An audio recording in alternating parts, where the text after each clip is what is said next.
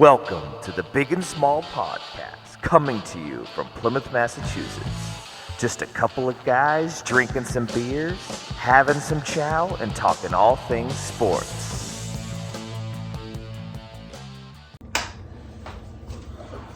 So welcome back to the Big and Small Podcast. Geez, we're doing it again. Today's March 9th, episode 5. Wow, we've been doing this for a little while now. And this week we got some video going, so you guys can actually see the faces behind the voices. Cheers. Faces behind the voices. Interesting week this week with the Celtics. They, I don't know, did we see true colors this week? Was it a blip on the radar? Was it, a problem? I don't know, Rick, what do you think? You watched them this week, you're invested. Well, first I'd like to just mention, welcome to Ricky's Kitchen. You've heard of our previous podcast. As you might see the great fits in the back there. And obviously I'm small, big, Dougie. And having a few snacks before we get into the main course. But we got the game coming on, we got NHL tonight on, getting ready for some big Bruins action tonight. But Celtics, was good to see them get a win last night, but I over this stretch, and I know it's a long season, I'm starting to have some concerns, especially if Robert Williams ends up being in the situation where he's in and out of the lineup as we get in the playoffs. But my biggest thing that I just feel out of the team that isn't good for the playoffs is they can't shoot free throws. They're completely undisciplined with shot selection and clock management. And I think a lot of average guys in the team think they're way better than they are. And a bunch of prima donnas, a few of them, and I even noticed a couple guys in the game they lost to Cleveland, when they kind of were, frankly, bitching a little bit to Missoula when they get pulled out of the game and didn't go back in, especially, mainly, Grant Williams. Well, it's interesting you bring that up because I always thought last year with Udoka, I mean, that guy, a little older dude, played in the league, but looked at them eye to eye. He was like 6'9", 6'10". When they come off the floor, he's here. Missoula's here. And the guy's never done a thing. And plus he's 30. What are you saying? You can't intimidate being small? Doug, what do you think of that? No offense, Coach. No offense. But, I think that Udoka, plus he was like 300 and something pounds. We have to start. We can go back, right? Yeah, it's just Yeah. It's part of the thing. You want to take stuff going on. take that call. No, I would take that call if I were you. I was in a rhythm. That's all right, I killed it. All right. What's up? We're just in the middle of the podcast. What do you need?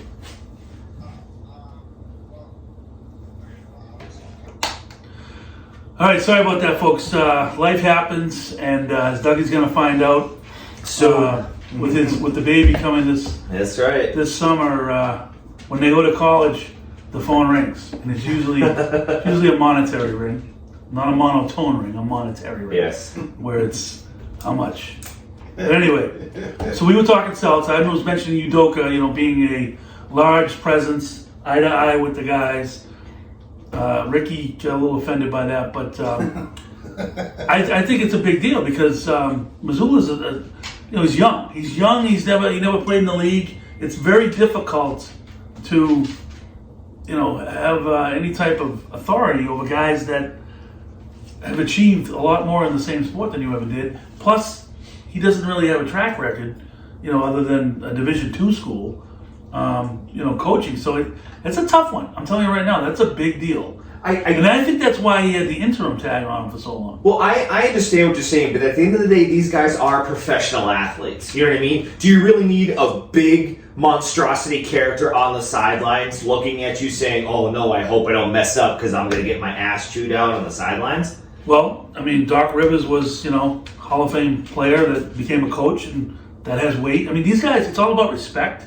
It's all about, they need to be respected and, have respect for someone that, I think it's important that they have a resume. And this guy doesn't have a resume. I think it's going to be difficult. I think it's going to be a big deal when they get to the playoffs. Well, I think the big thing is they've had such success. They're still on the younger side. But I feel, it's not to knock the moves, I think they have a wealth of mediocrity. So what we have is you have your top teams. I think he's struggling with his rotations. You know, there's a lot of guys, especially now that Smart came back. Coach is probably going to get into that a little bit. You know, there's like Devin White barely played the other night. You know, and it's like guy's been unbelievable. But all of a sudden, he's, you know, Smart's taking up more time. Brogdon, all of a sudden, White gets less, Brogdon gets less. You know, Hauser can play as well. Then you get Grant Williams. Then you try to work in Pritchett, and he's being a whiner too. And then you have your couple of superstars. You know, they have two superstars. You know, and outside of that, they have a good group of guys. But if you go back to the days of the Celtics, you know, going back in the Bird era, etc., you know, there were like three guys that was it that ever came off the bench. You know, you didn't have this team could play. You could flip a coin, in my opinion. You know, when you get to those bench players, who you could go with, and I think that wouldn't make the team worse. Now you have Muscala. You still got Blake Griffin. Blake Griffin played pretty well last night. You know, it's a lot of guys, and I really think he's struggling with the rotation, and he's just got to solve that. Marcus Smart has to get back to being a facilitator, and not, I think, let his ego get involved, where the team was playing so well with him not in the lineup, and in turn, now he's starting to take stupid shots again and kill him. Well, I was the guy that said at trade deadline maybe he'd be a guy who'd move. I mean, you were all against me about that because of the defensive presence he has and the plays that he makes. But for every play that guy makes, he takes a 3-pointer 3 seconds into a shot clock, and you lose the ball. It's like a turnover. He does it time and time again. I agree with you. If he decides to play his role, facilitate the ball, play good D, then he's good. But when he starts getting into I'm like Jalen, I'm like Tatum, I can shoot too, then he just comes out of his role and it completely screws up the whole thing. But the other night, he was off the court, Brogdon was in with White, and they moved the ball, and it was when Tatum was out. They moved the ball really well, and guys get open shots. I mean, that's the thing. This team is good. Mazzulla made some comments this week. I know we're going to talk about 3-pointers, which I totally disagree with. I could bring that up now. He said that they want to take more threes because the metrics show that the more threes you take, the better off you are in terms of winning the game. But I totally disagree with that because there's a flow. Basketball has a flow, and if you disrupt that flow by getting a ball in a position, where you can just lay it in or take the easy shot, and you instead defer to a 3-point attempt, which less than 50% of them go in. 40% is an unbelievable rate to shoot those. But chances are good you're not going to hit that or against hitting that shot, whereas the easy bucket's 2 points. And those 2 points put pressure on the other team. To defer out because the coach wants you taking more threes, that gets you out of the rhythm. Basketball's a rhythm sport. When they play in rhythm, they're the best team in the league. I think it's a double-edged sword where it's like if you're going to be shooting 43 pointers a game, you have to get the rebound. True. But like where does that stack up in the analytics where it's like how does it compare with just shooting the three and getting the rebound? I agree, but I get aggravated with them when they play the hero ball. And that's what happened in these stretches, and especially late in the Cleveland game was absolutely absurd. They were ahead. They were just getting the ball, start throwing up from the parking lot, and he only used like 4 seconds off the clock. If they go up, you see them go up, and they typically make 3 to 4 passes before a shot. They get a good shot. They always get a good shot. Always. It's when they start dribbling too much, pound the ball, and the shot clock goes down, and then somebody takes a fadeaway. We talked about this in another segment. But that's a part, to me, still, is discipline. And I'm very concerned that the inmates are running the institution on this team. I do think he made a good statement by basically benching Grant Williams last night, but he's got to stick with that stuff, and they got to play the right way consistently. Yeah.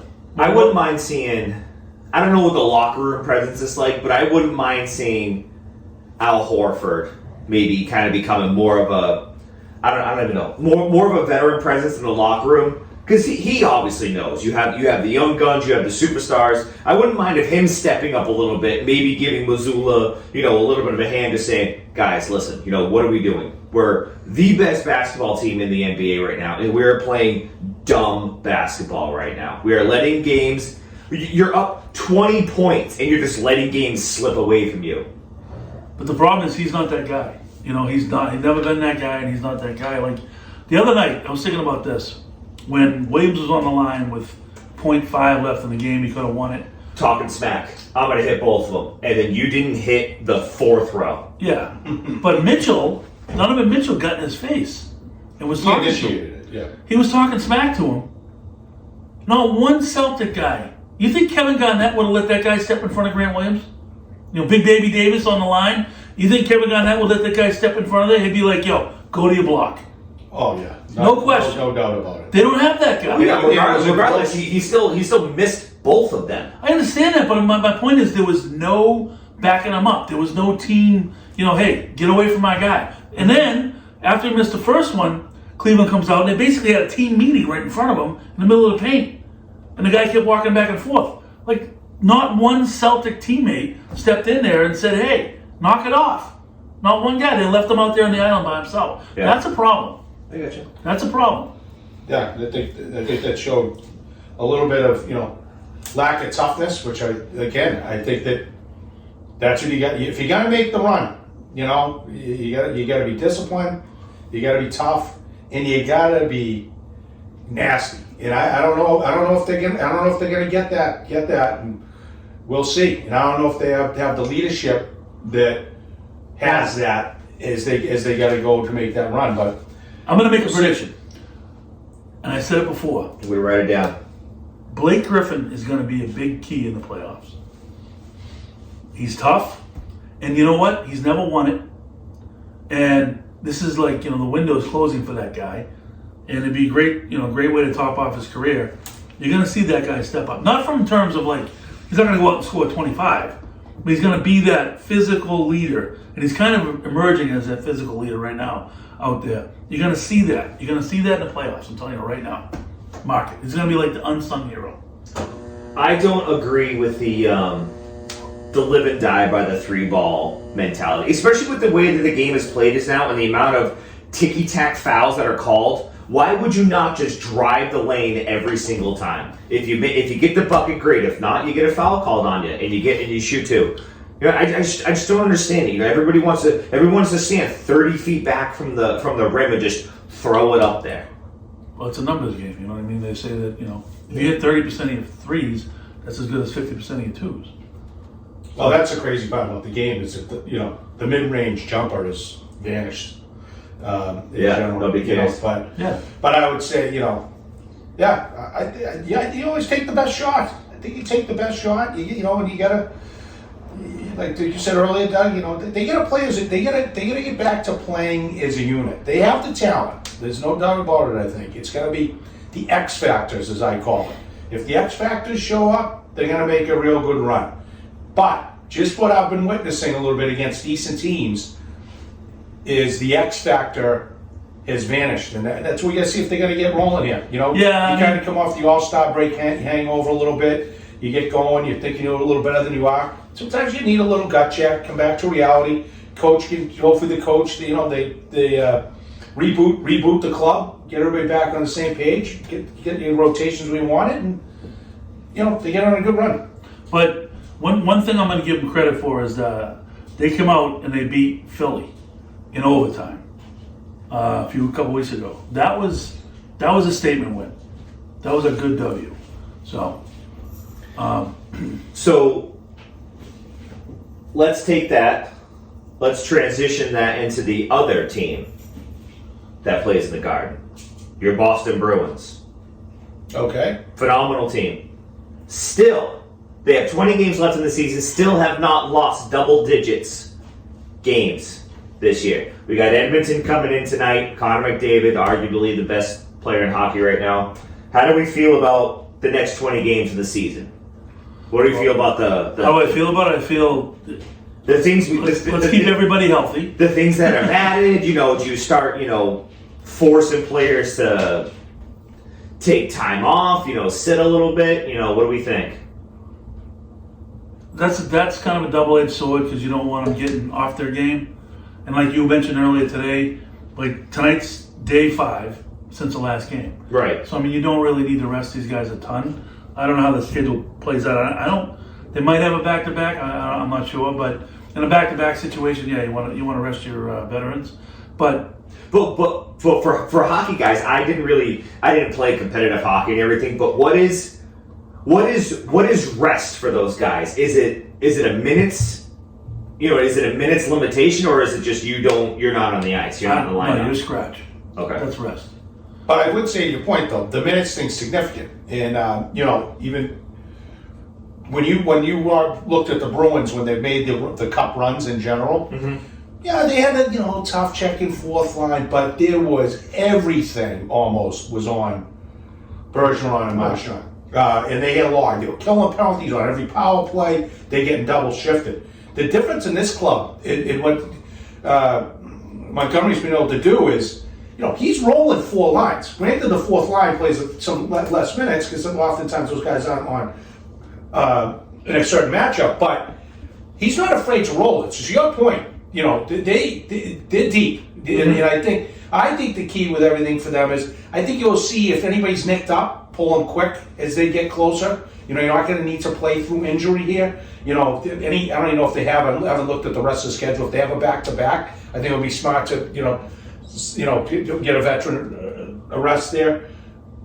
I look at the team, really it's a matter of, we talked about this before, what's going to happen with Foligno and Hall.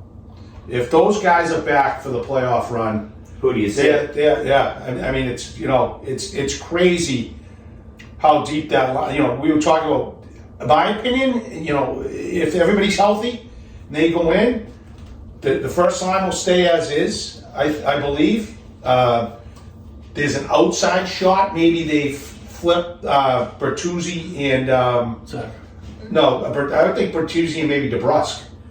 I love the check line, so I'd love to see. But right now, Bergeron, Marchand, and DeBrusque. Second line, I love the checking line. Zacha, Pastrnak, and Krejci. The third line then would be Coyle centering Bertuzzi and Taylor Hall. Right. I mean, crazy. It's a good problem to have. And then the fourth line is where I would say figuring out who to sit when you're healthy. I think the question's going to be Foligno, fourth line, right? Yeah. It's going to be Hathaway, and then the matter of who centers that fourth line. And I think it's going to be a battle between Frederick and Nosek. And I think that one of those two will be the odd man out. I think it depends who they're playing, because if they feel they're going to have to drop him a little bit, you're going to see Frederick have to be in there, because he's probably their best fighter. But then on the defensive end, I think they'll keep the 7 as they have. I would say it's really going, unless someone's hurt, it's really going to come down to what they did, the Clifton or Grizzly. Right. Grizzly is obviously more offensive than Clifton, so I would say he's probably a number 2 power play guy where Clifton wouldn't be. So if they want to have a focus on special teams with having a stronger second power play, then they'll probably go with Grizzly. And again, it depends who they're playing, how the matchups are. I mean, Carolina, you got to go with the beef. You can't get pushed around like they did last year. So that's going to be interesting.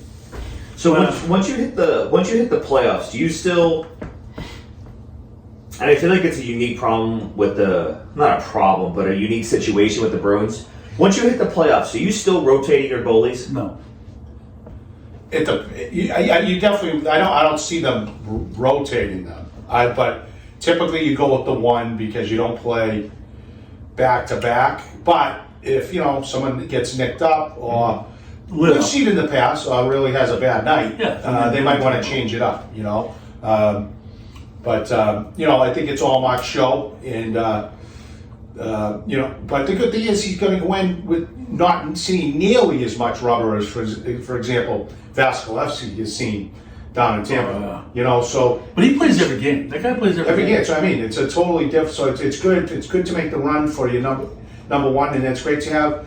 If he's having a tough night, or you got a great goalie there. Like when Tuukka Rask, couldn't play because he had hangnail. He had the runs, and kind of simply because he was at Buff's pub the night before. We love Tuukka. Eating the wings. We love drinking Tuukka. Draft beer. Love Tuukka, but can't play. He's not going to make the all-tough team. Let's put it that way. No. But as we say, Bees looking forward to the game tonight, and they are must-see TV. Yeah, I mean, McDavid's in town, Draisaitl. I think I looked it up. It wasn't confirmed, but it looks like Allmark's playing tonight, which I don't agree with just because this Edmonton team's dangerous. You don't want anything to happen to this guy's confidence. You know what I mean? He goes out and lets up 7. You don't want his confidence to get touched. I'd play him against all the cream puffs going in. just get his confidence up there so that he's flying high when the playoffs come. That's just my thought. Yeah, but you still have 20 games left. I know, but why not? I mean, they've had 4 days off. Why not put Swayman in? Against this team, like this team can light you up. So, although as we'll see later in the bets, I think all of us like the Bruins. But anyway. Yeah, I'm looking forward to tonight's game, and like I say, it really fingers crossed that Hall and Foligno are back. That's all I can say. I think without those two guys, it's a completely different team. Will they still be very good? Yes, but a completely different club. I guarantee they're back because I guarantee what they did. Hall got a little nicked up. They put him on a long-term IL so they could bring Bertuzzi on its salary cap thing. So he's ready to go. Trust me. And I think Foligno's tough. Do you think Foligno's going to want to be out of the playoffs? I mean, if that guy's not like mortally injured, he'll be in there. So I think we'll be all set with that. All right, you heard it from Coach. That's right. Bruins are going in fully healthy, Dougie. I think That's right. We're done with this segment. I hope so. We're going to move on to the next. Interesting week in the NFL. A lot of quarterback movement with Derek Carr, and it's looking like Aaron Rodgers is going to be a New York Jet, which I love because then we get to see him twice a year. You want to touch on Carr, though, Dougie, first, before I get into my Aaron Rodgers rant? Carr went to the Saints, signed 4 years, $150 million, with $100 million of that guaranteed. That's insane. For a subpar quarterback. Yeah. Like how many years has he been over 500? I just think it's crazy. When you look at the layout of the NFL right now, you have your top, I wouldn't even call it top 10, top 6, top 8 quarterbacks. And then once you get from that, the drop off is so drastic. Daniel Jones is looking for $45 million a year. They just signed him. Like, how is it justified? It's what the going. I'm with you. It's what the going rate is. It's crazy. But and the thing about it that's crazy is you put so much of a percentage of your salary cap into one guy. One guy. It's crazy. It just hurts the rest of the team, in my opinion. You can't. You need a high skill guy. I mean, you get a quarterback. You got to throw to somebody. Those guys want to get paid. You might want to, hand it off to somebody. That guy wants to get paid. And then, oh, by the way, your tackles, your left tackle especially, most important. The one thing I did see, which came out with, they got to get paid. Aaron Rodgers, that the Jets are actually expected to release Braxton Berrios. They already did. Oh, they did? Yeah. I wouldn't mind having him in the Pats. He was on the Pats, undrafted free agent. Yeah, but small little give from.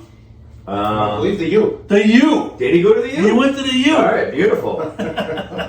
So, actually, another question I had, Coach. I think I asked Ricky this when I saw him down at downtown last weekend. So, very nice afternoon, by the way. Very good. It was nice because it was unexpected. That's what I liked. Yeah. I thought I was going to go out and just have dinner with my wife and a couple of her friends. Where the hell was I? You were golfing. Oh, Oh, that's right. Yeah. You got the invite. You were too Yeah, tired. that was fun. So, He was too tired after playing simulated golf. yeah, simulator golf. Let's move I on. wasn't tired. So, do you think it's set in stone that Mac Jones is your starter week 1? No, I don't. Especially, I would love it if Matt came out, had a shitty camp, and Zappe had a great camp. Because I would love to have that conversation. if I'm Mac Jones and they ask my head coach, "Is Mac Jones your quarterback?" and his response is, "He's a quarterback in the NFL. He can play quarterback in the NFL." Well, what the hell is that? That is the worst endorsement of a starting quarterback I've ever heard in my life. Mm-hmm. So yeah, I don't think that he's a lock. I think that Kraft likes him.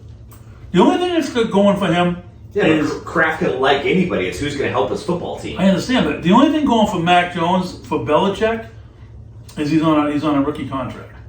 Belichick doesn't want So to. Zappe. No, I don't. Yeah, but I'm just saying, if Mac Jones comes out of this contract, he's going to be getting 20, 25, 30 million a year. Just because that's the going rate. Right. You think Belichick's going to pay that for that guy? No chance. No chance. Okay, so let me ask you this. With him being out there, do you pay the price tag? Would you like to see Lamar Jackson in a Patriots uniform? In a heartbeat. I mean, the guy instantly makes you a contender. Instantly. Especially, as Rick was saying, how the NFL is such a, mediocre product, with injuries and stuff like that. I believe it's a wealth of mediocrity. A wealth of mediocrity, yeah. Yes. But I mean, you put a guy like that in your lineup, all of a sudden you're a contender. And maybe you get him a receiver, or 2, then, hello, you got something. With the 2 running backs they got, 2 tight ends. 2 tight ends, 2 running backs, And he's mobile himself. God forbid they get a fullback, but they would be an instant contender. And with Aaron Rodgers coming to the AFC East, I mean that would be awesome. Miami would actually they'd fall off because the more I hear, the more I think Tua's not coming back. If he does come back, he's it's going to be minutes until that guy is out with a concussion again. I hope he doesn't come back. To be honest with you, I think their coach is a liability. That guy is I don't know what's going on with him down in Miami. But Aaron Rodgers, I want to bring up Aaron Rodgers because, everyone's like, oh my God, Aaron Rodgers, that puts the Jets ahead of the Patriots. The Patriots should have beat Aaron Rodgers this year. I mean, because the play calling, they got scared at the end of the game. They had the ball. They could have won that game. And Aaron Rodgers in Green Bay is, about the football player, and then I think he just got bored because he was there forever. But Aaron Rodgers in New York, now Aaron Rodgers is going to go one of 2 ways. He's either going to completely suck and just kind of ride it out, or he's going to... And just get his money and just say whatever. Yeah, or he's going to say, you know what, I'm in New York now. I can be, Aaron Rodgers is a great quarterback, but also change my brand, my personal brand. I was going to say, I think that's a blemish on him. It's just... And too much bad stuff around him is non-football related. Right. I just Everyone don't says like he's a it. dick. He's a total dick. He's a dick. He's going on these 4-day blackout bender things. He's a Like, lunatic. come on, dude. Like, who cares? But if you go to New York, you can change your brand quickly. Especially well, if you're winning, people don't give a damn. right. But then Especially in Aaron New York. Rodgers is talented. Let's face it. He's one of the best quarterbacks in the league. He is. So if I he would agree with that, decides, yeah. if he decides he wants to be, he wants to put it all into football, and they're gonna win because he's good, then he can change his brand in New York City. Are you kidding me? It's Green Bay, New York City. It's not even the same thing. So I mean, if that guy comes out, there's a problem. But if he comes out and kind of rides it out for the next 2 years because I think he's got $100 million guaranteed. I still think I think Rodgers is a weirdo, but I still think he's a gamer. And He wasn't this year. I know. Well, they He were terrible quit, team. which I don't like. That's my point. You just quit.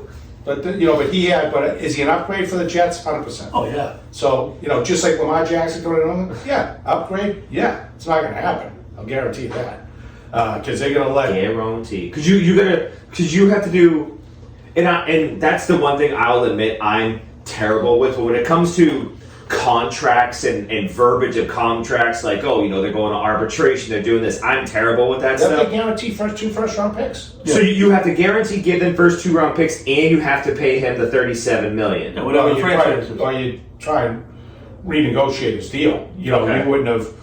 Yeah, you're go gonna multi-year. know you're giving that up, but then you'd have to see if after you have conversations after you talk to him. That's what you're giving. That's what you'd be giving to Baltimore. But you wouldn't bother with the deal unless you had another deal with him already lined up. Right. An extension type deal. Right. But they're not going to bother because they're going to get cheap. I guarantee you, we'll see what they have there with with O'Brien, as we talked about, taking over as OC. They got to get linemen. Patriots just need linemen. I mean, not even any debate about it. They Orlando Brown. They also need a legitimate safety, and obviously everybody talks receiver. Receivers are irrelevant if you can't block. True. And I'll guarantee with O'Brien's system, Coach, you will bring back our favorite player, the fullback. Bring back the fullback. That's where you're going to see Mac Jones have a chance to be a better player because it's not that scheme. But I would say, there's some interesting. The draft, one of our favorite days, Coach. Can't wait. Yeah. That's must see TV when that comes on. Interesting quarterbacks. This year they're talking maybe quarterbacks that going to be the first 4 picks. When's the last time that happened? That's going back to maybe the Tony Easton. Yeah, right? No, seriously, Back in that that day with that crew. Yeah. But it's also interesting, because the guy that the combine, and a lot of people might have heard of it, might not have.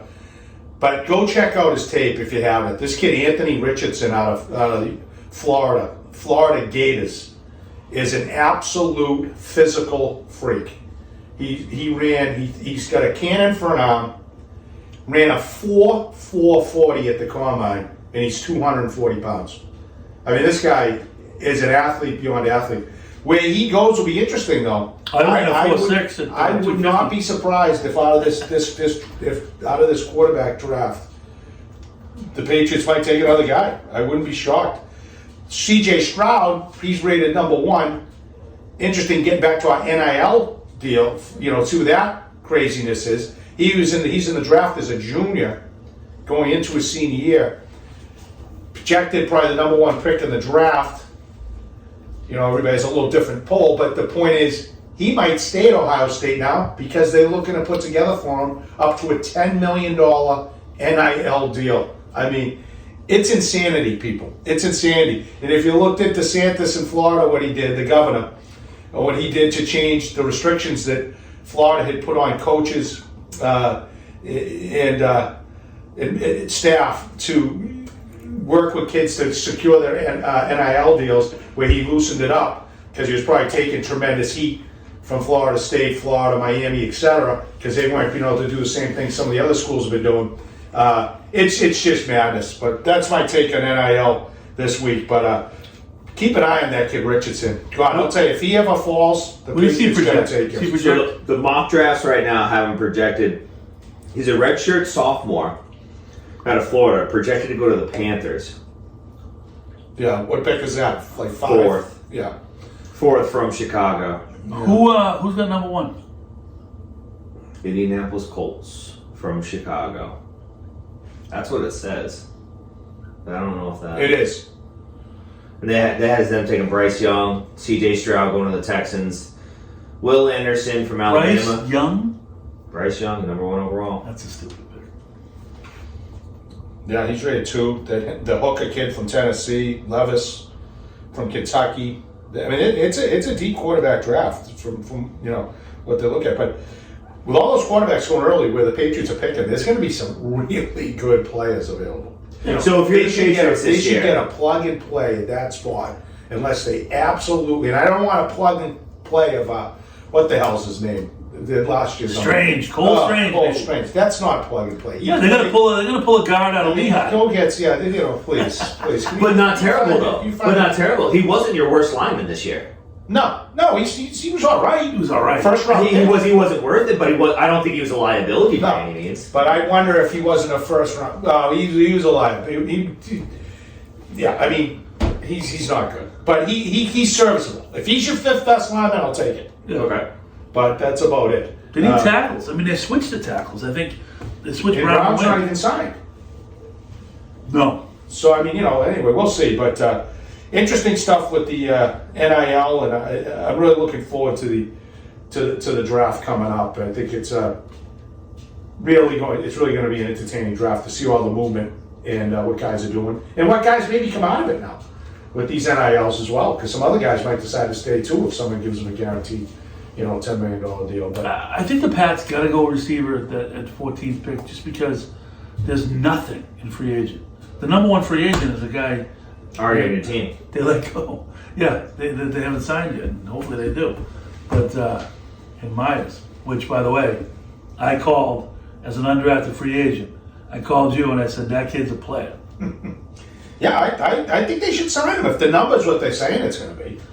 Like 12. Yeah, I mean, I would, he's got good chemistry there. He knows the system. He's a good player.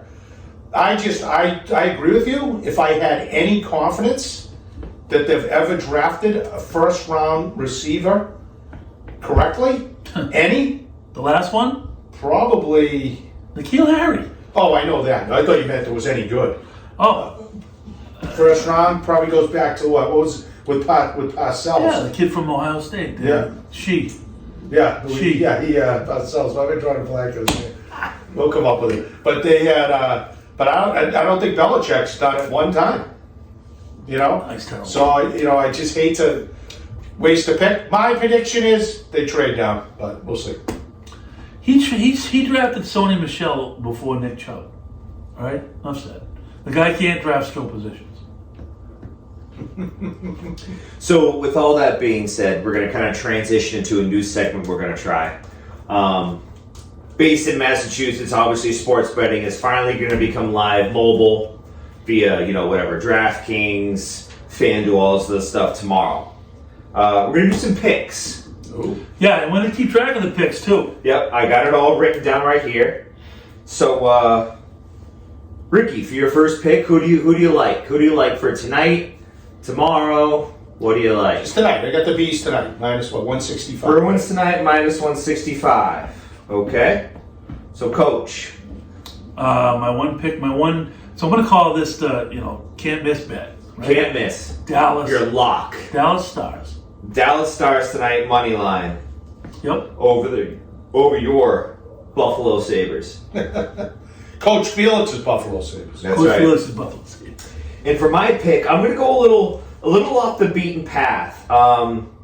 When I gamble, I tend to do the best with live betting, as Coach knows. When we sit here and watch football, I'll tell the lines to him, and then his wife gets upset when she asks my me track record with live betting is bad. Bad. So for tonight, I'm going to go a little bit different. Call it the text of shame. When Could you bet more, Dougie, please? And, we got the March Madness tournament coming up in a little while here. I'm going to go, the Big East tournament right now is going on. I'm going to go the over of 34.5 of the Villanova-Creighton game. 34.5. What's the spread in that game? What do you mean? 34.5? I'm sorry, 134.5. So that's Me pretty too. good bet I got my size. mortgage payment. Let's go. Sorry. All right, I like those picks. But what's the spread in that game? I will tell you in 1 second. Because I like Creighton unless it's like more than 12. Creighton minus 5.5. Creighton. But speaking of the NCAA tournament, we're looking forward to that coming up. Yes. We have a friend of ours put together a pool, NCAA pool. It's a knockout pool. It's kind of cool. We've got everybody. It's $1,000 per team, per spot. Each team gets. You can either do the square yourself, or you can partner with people, and they pull out of a hat.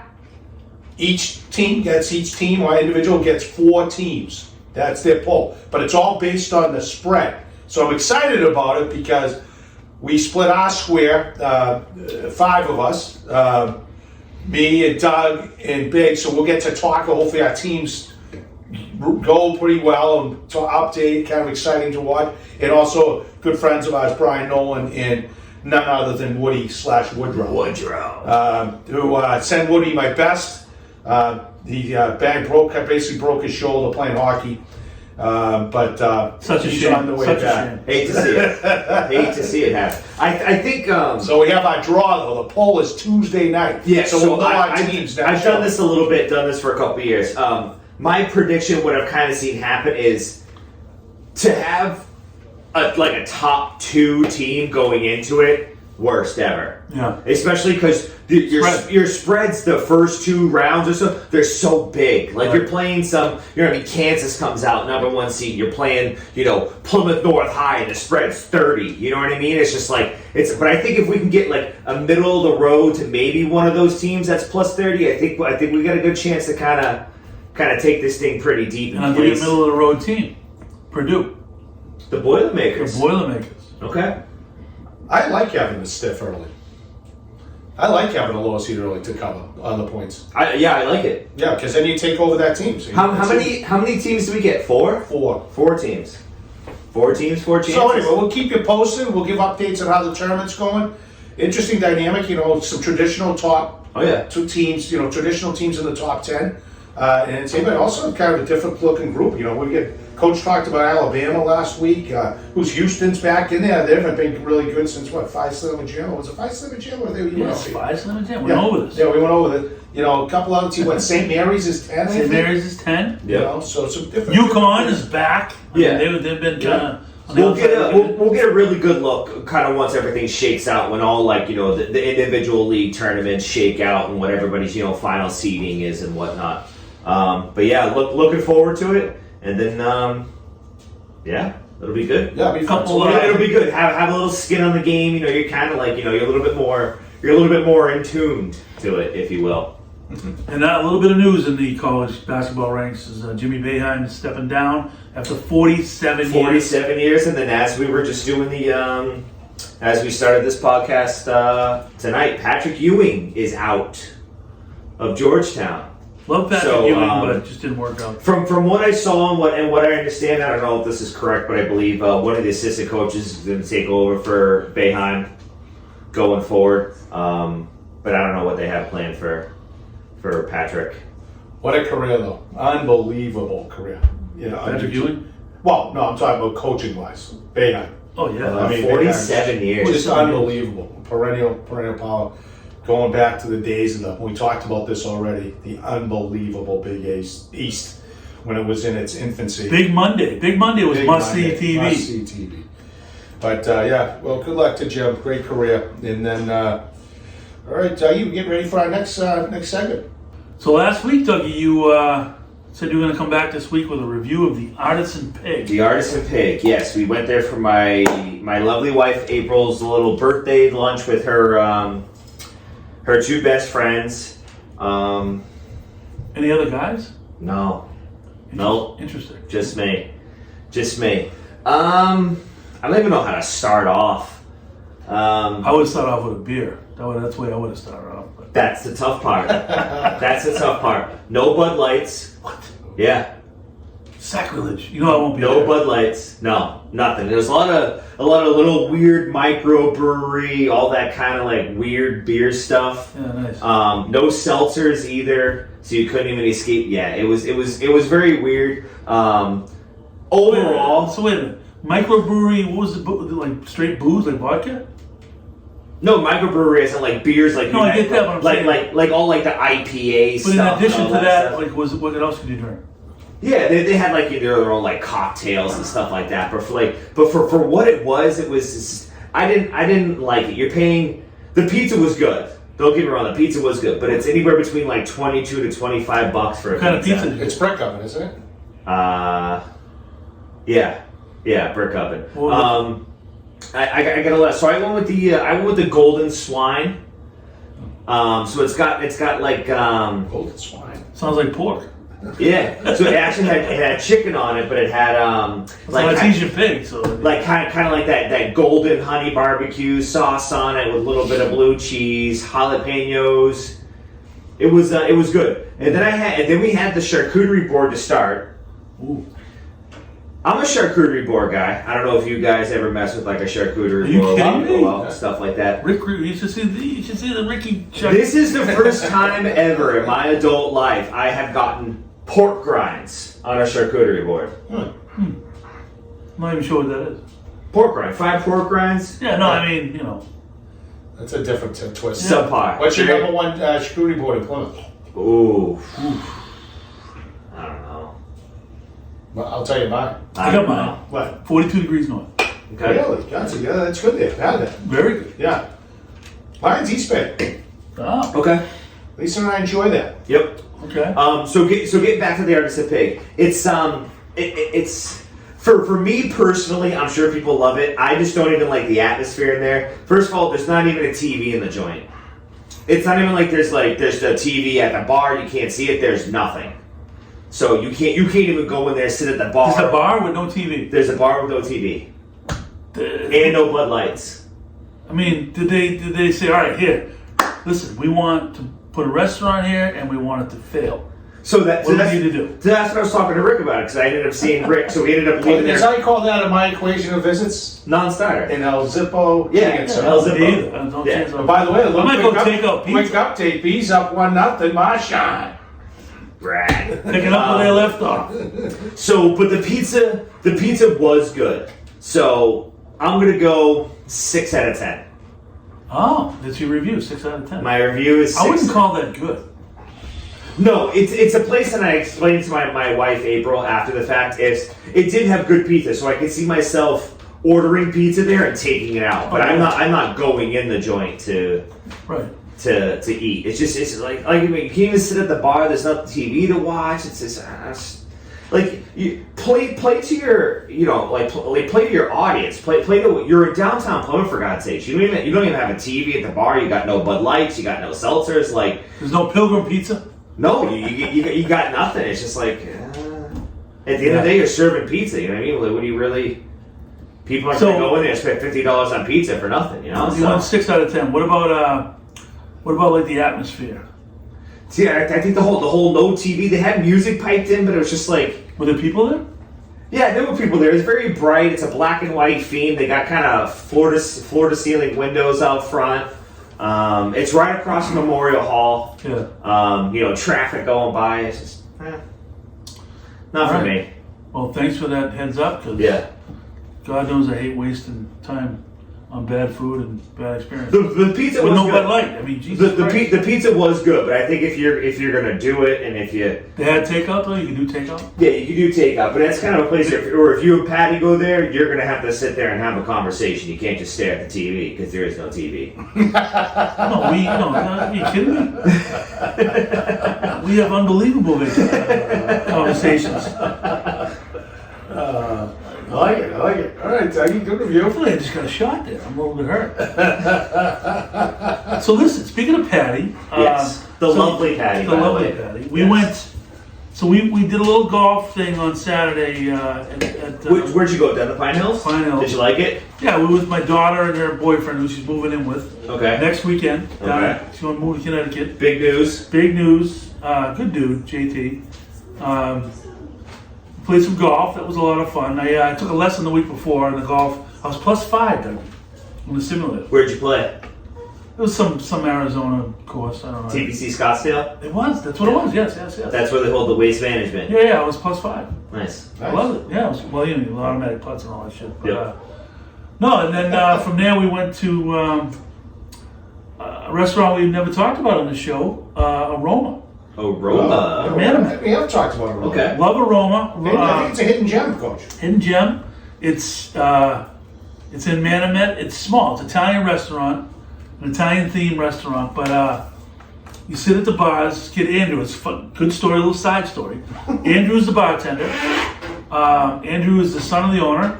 Andrew was also JT's roommate in college. Oh. Introduced my daughter to JT because his girlfriend, Kaylee Brown, don't burn yourself, Rick. Kaylee Brown was dating Andrew. They're still dating. But yeah, that's how the whole thing came together. Wow, huh? Yeah, so we went to Aroma. So where is Aroma? Aroma's in, so do you know where the Kush Cone is? Yes. Was it Luke's Liquors. Luke's Liquors? Luke's, yes. Directly across from Luke's It's Liquors. that little mall there. You know where Monty's is? Yeah. It's right to the right. If Oh, you're looking okay. at Monty's, it's to the right. All right, beautiful. Yeah, definitely try it out. Okay. Definitely try it out. So, but I recommend sitting at the bar. The bar is great. They got a nice TV there, but the food is unreal. I had steak tips, and I mean it's not Ricky's steak tips, but they were very good. So this is what we did. So, I'm with JT and my daughter Andy. So, night before we went out to KK's, usual KK's crew. I take care of that bill. I take care of the golf bill. We go to Aroma. This is funny. We go to Aroma. So, we're eating dinner like that. And all of a sudden it's like, we want to buy dessert. I was like, my daughter Andy and JT want to buy dessert. Wow. Okay. So there was some kind of brownie deal with ice cream and stuff. And then there was cheesecake. Okay. And I like cheesecake. Big cheesecake. Yeah. Unbelievable. The lovely Patty makes the best cheesecake in the world. But That's a big statement. That's a big statement. I will have her cook some and bring it. Alright. No, it's good. It's That's good. almost playoff game. Right on. Let's go. I'm ready. She makes her own crust. Okay. Put it that way. All right. She takes graham crackers, crushes them all up, and makes her own crust. Okay. It's unbelievable. Wow. But the steak tips were great. Patty had she had a fettuccine Alfredo, but she doesn't get Alfredo. She gets garlic and vinegar. Yep. Very good. Garlic and vinegar. Yeah. Okay. Yeah, it's good. It's Sounds good. good, yeah. But I recommend Aroma. I mean, you can't go wrong. Okay. The menu's it's not a huge menu either. You know what I mean? But what they do very, very well. There's like a whole pasta thing that you can do. You can choose your sauce. You Like can go kind of Alfredo. like a create your own dish kind of Yeah, thing. you can go from all the way from Alfredo to they have a pink sauce. Yep. Which is a mix.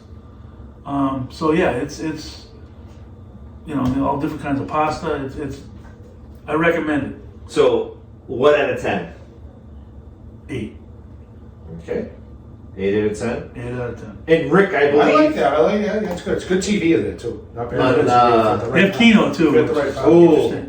Keno. Low key a good thing is when they got Keno Yeah. going And on. it's literally the machine is like you're drinking a beer and the machine's right there. It's a local's favorite. That's for sure. Yeah. So Rick, unfortunately, I don't know if that's the right word, but a very beloved establishment we would frequent, Lucioso's, downtown Plymouth, across from the John The old Carter Inn. Bristol. Oh, time out. Before you do that, one more thing about Aroma that they do well, Yep. without even asking. Bud Lights. No. Oh yeah.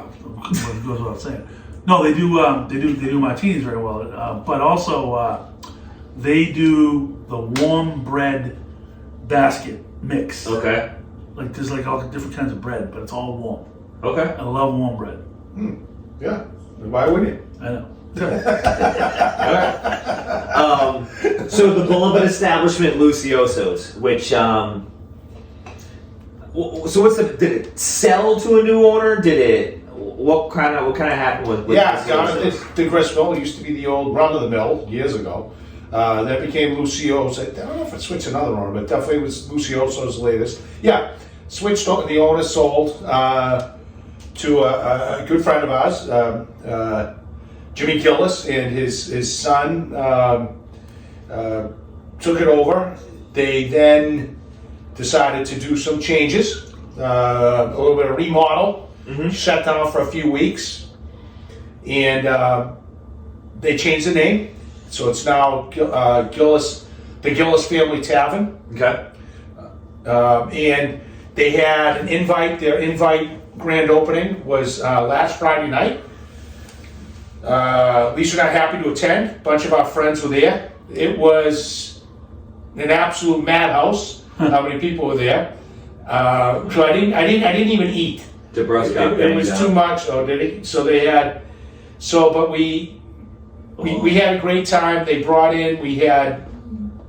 They had live music. They brought in the Boston Police bagpipes, and that was kind of interesting. So they did it over nice. It's the bar's upgraded. They redid the entire kitchen. Their back room, whoever's been there, was like a wasted space. They really did a nice job back there.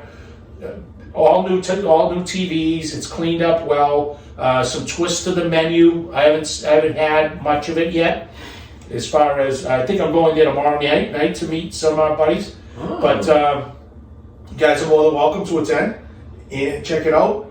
But I did have, we went back, we were in there quick, I think Saturday night, Lisa and I, and grabbed I had the quesadilla. It was good. You know, it's good. I haven't sampled the salads yet. Okay. So that's going to really be make or break So for when you them went because back you in know there- I'm a big salad guy. When you went back in there, how was the crowd? Was it really crowded?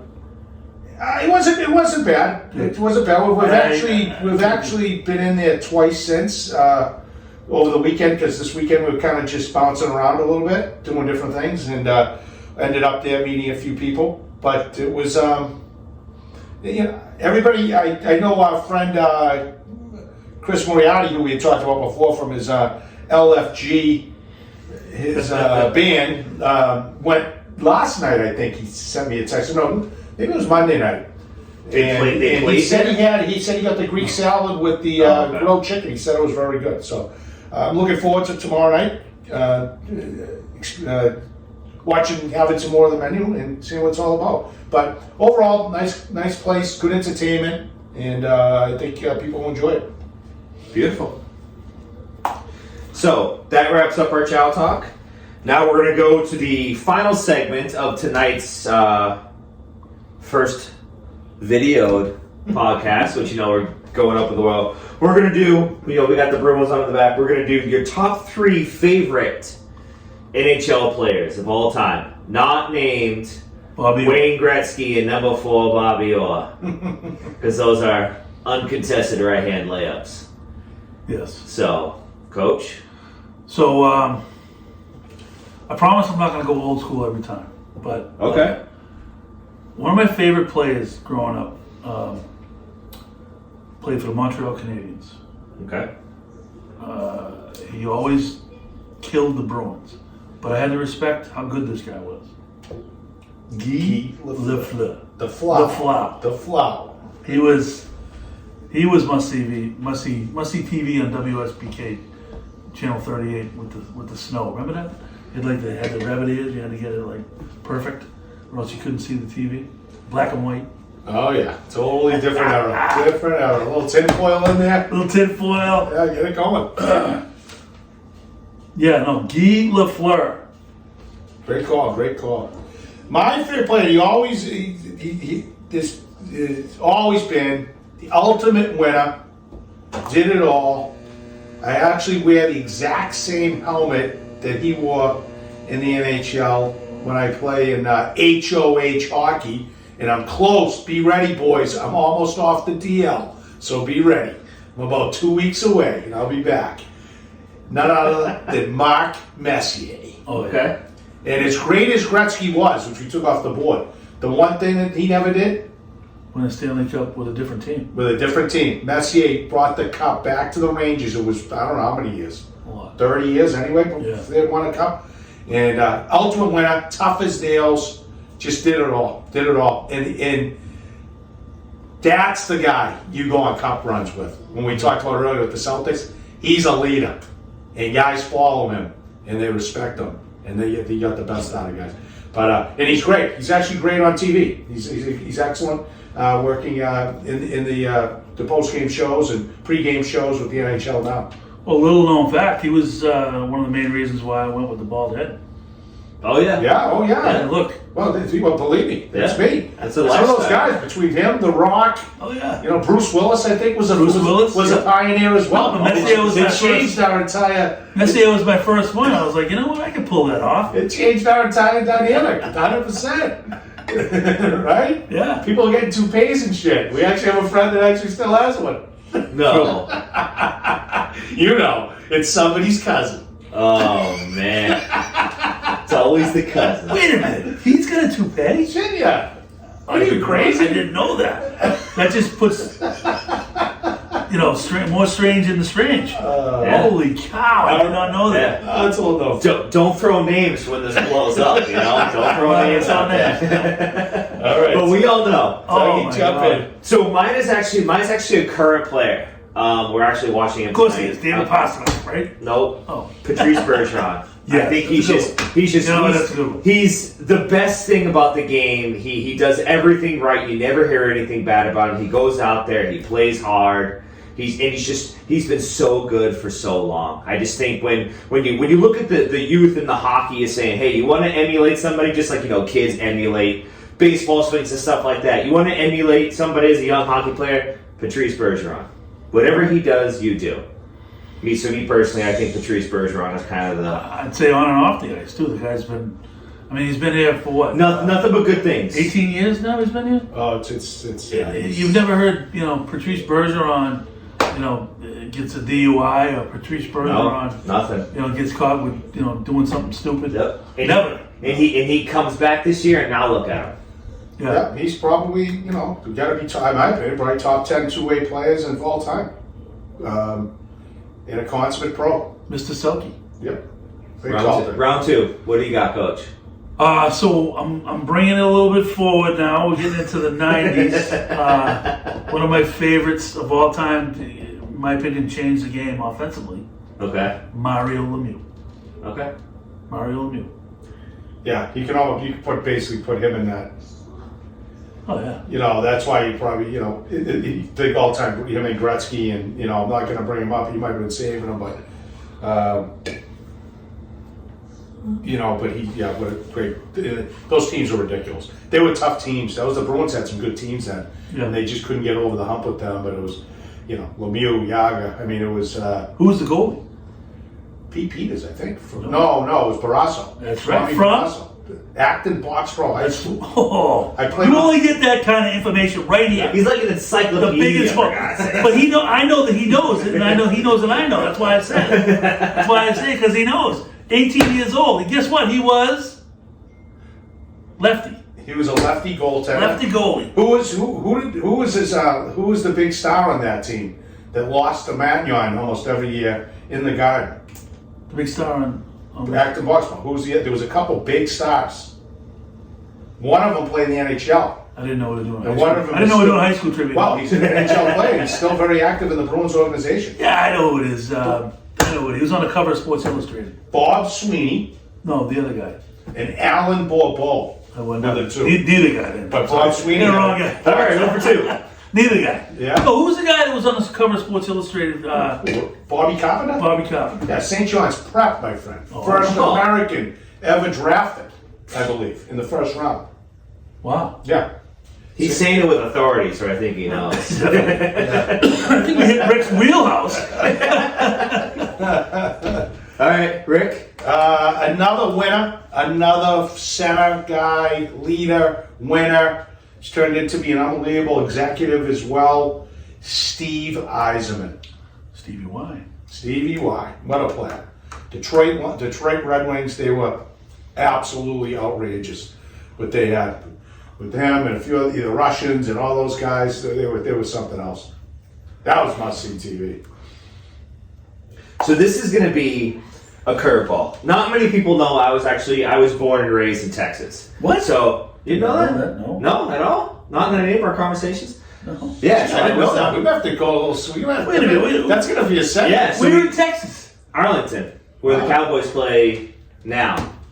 Wow. The Rangers still around Arlington too. Yeah, how old were you when you left there? 11. Oh. So 2000, right. We moved up here. But there's a hockey team in Texas, Dallas Stars. My pick tonight. So when I was a young gun, Mike Modano would have been on the Stars. Absolutely. And I loved Mike Modano. Didn't, like I said, never played hockey competitively, never really had a reason to emulate anything about him, but Mike Modano was just always front and center about everything, and he was awesome. Yep. Oh, it's good. American born too. So that's our first American born selection. What a player. Yeah. Great Mike Modano. Olympian. You know, he must see Another TV. goal. He's again. What we got? Power play goal, which is good. There's something else. They're outrageous. Crazy. David Krejci. Hey, he's on my fantasy team. That a boy. Nice. Coach? So number 3, bring it home. Yeah. So one of the all-time great winners. I'm gonna go between the pipes here. Oh. Yeah. Put the Jersey Devils on the map. I like that. Oh, Marty Brodeur. yeah. Martin. Incredible player. Incredible. One of the all-time greatest winners ever. Yeah. Oh yeah. He was something else. Another American, right? George Canadian. Oh, he's Canadian. Yeah, he's Canadian. Those Canada Cups, they were unbelievable. Yes. That's when all those guys played. That was unbelievable to watch. I'm gonna say this guy because he's not one of the all-time great players, but when I was a kid, I just loved saying his name, playing street hockey when I played, and coming down the wing and taking a slap shot. Stan Jonathan? Well, I did love Stan Jonathan, but he didn't. He was more of a fighter. None other than Bobby Smarts. Bobby Smarts. Remember Bobby Smarts? And come down that way. Bobby Smarts. I just love the name. Bobby Smarts drank Schlitz. Schlitz. Well, out of the pack, he gave me some Schlitz. That's right. Doug, you gonna wrap We it might up? have to do the segment again. There's some funny guys. We get into names. And Oh, stuff. we could go all-time names. We could be My like... favorite name right now is Svechnikov. Ooh. Without question. It's on my fantasy team, too. So I think number 3 to wrap it up, he's a guy who played for, I don't even know how long he actually played. 20 years, 25 years. Jaromir Jagr. Oh, yeah. Yeah, he's He was something else. consummate pro. That was defied. He was the Tom Brady of the NHL. His stint with the Bruins, he was what? Like 40? Yeah, You know what I mean? yeah, Still was able to come on the ice, still was able to be an impact player. yeah. No, he's probably still playing in Europe somewhere. Yeah. The one thing I do like about these lists is that it's like you guys said, it's not necessarily all-time greats. It's our personal favorites for whatever reason. Childhood. For whatever reason. Mike Badano just stuck in my head. For whatever reason. That's why not necessarily have to be all-time great. Like, what's Mike Badano on an all-time greats list? Top 50, maybe. Yeah, definitely, I'd say. Yeah. So 100 anyway, for sure.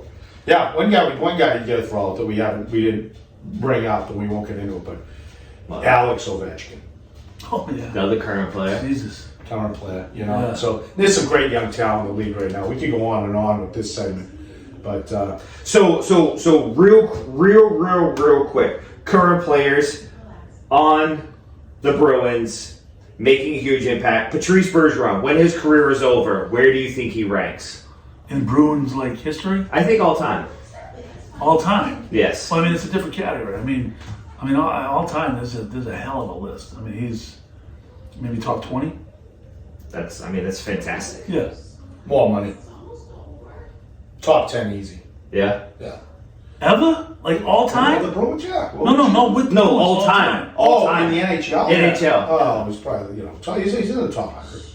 Top 100, yeah, but I think he might be a top 20 guy. Just because of longevity. NHL history? Just because of the longevity. It's a lot of guys. I know. I love Bergeron, but I don't know if I can go that far. Okay. All right. Well, gentlemen, it was another pleasure. Another week in the books. We got great stuff. We got video for the first time. We got a video. I'm curious to see see how that looks. Yeah, we'll see how it turns out, and we'll see everybody. Yeah, I just want We're gonna do a little chow right now. We're gonna do some stuff. You look at it. He's got the TLC wings and the mystery steak tips. Yeah, we want the Italian steak tips tonight. Nice. Yeah, so they're actually been basking in a nice Italian dressing. We're gonna bring out the Caesar salad with that. And, I'm ready. do some chow and watch the bees. ready. Looks like they got the gold call back. So anyway, thanks. Good to see everybody. And thanks, Doug. Great job. Thank you for listening to the Big and Small Podcast. Tune in to our weekly episodes dropping on YouTube.